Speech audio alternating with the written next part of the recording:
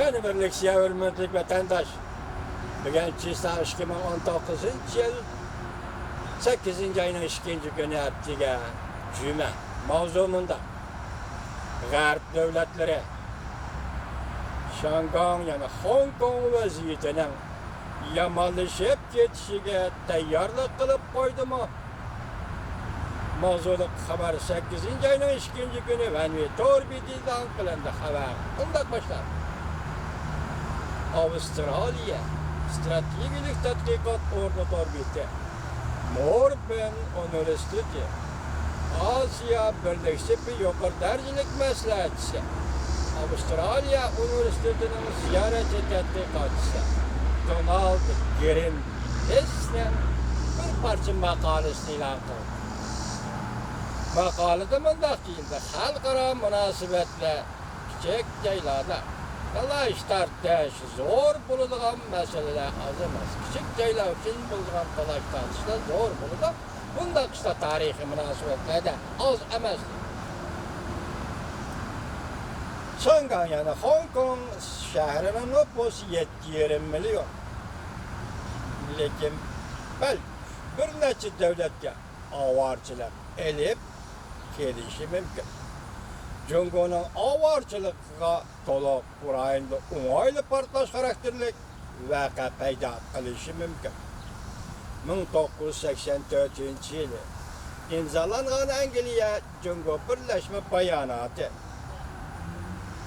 Shangayning negizida qonuniga ramka belgilab berilgan. Buna xalqaro ahdnomalar darajalik o'rni bor. Bu bayonotning xalqaro ahdnomalar darajalik o'rni bor. London bayonotni amal qilish to'g'risida Jungo'ga izchil yetakchilik qilib keldi. Jungo bo'lsa birlashma bayonotning allaqachon vaqti o'tdi. Birleşme bayonotning allaqachon vaqti o'tdi deb turib oldi. Ve Angliya'dan Şangayning ichki ishlariga qo'pollik bilan aralashdi deb aybladi. Şangay yani Hong Kongda bevosita manfaati va davlat birliği Angliya emas.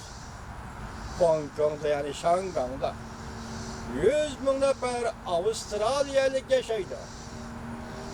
O'xshash nisbatda Şangayda 100 ming kishilik Şangaylik Avustraliyada yashaydi.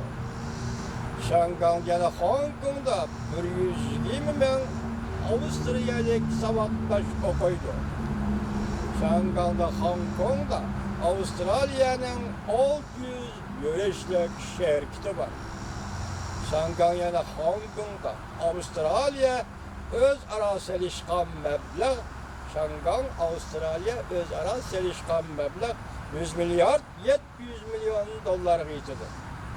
Şangayda qurilgan, Hong Kongda qurilgan Avustraliya savdogarlar jamiyati dunyo bo'yicha ikkinchi cho'ng savdogarlar jamiyatidir.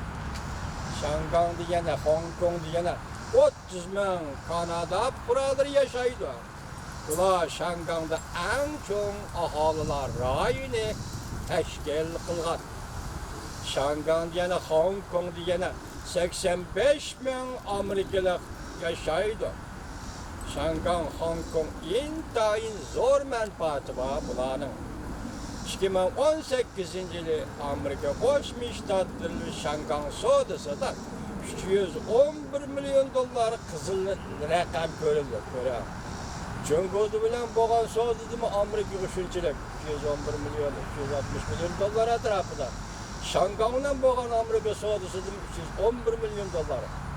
Tadbirkorga qizil raqam ikisi qo'shganda 600 milyon har yili alash. Şangayda Amerika Qo'shma Shtatlarining savdosida 311 milyon dollar qizil raqam ko'rildi. Amerika Savdo Ministerligining statistikasiga asoslanganda 2015 yiligacha Şangay, Hong Kong tovar mollari va mulozimat eksportida 188 ming ish kuni saqlab kelindi. Amerika Qo'shma Shtatlari Davlat Mahkamasi Amerika Şangay siyosat qonunida yana 1 yillik baholashda bunday ko'rsatdi. Şangay yani Hong Kongda iqtisodiy faoliyatlar Jungoga qaraganda erkin elib beriladi. Hech bitilgan rayon. Agar yuqorqi erkinlikla xirasga uchraydi ekan, Shangangda yana Hong Kongda shirkatlar va aholilar chet elga chiqib ketadi. Bu xil ahvol Jungo bilan yuqorida ko'rsatilgan bir necha g'arb davlatlari o'rtasidagi munosabatlar sınaqqa duch keladi.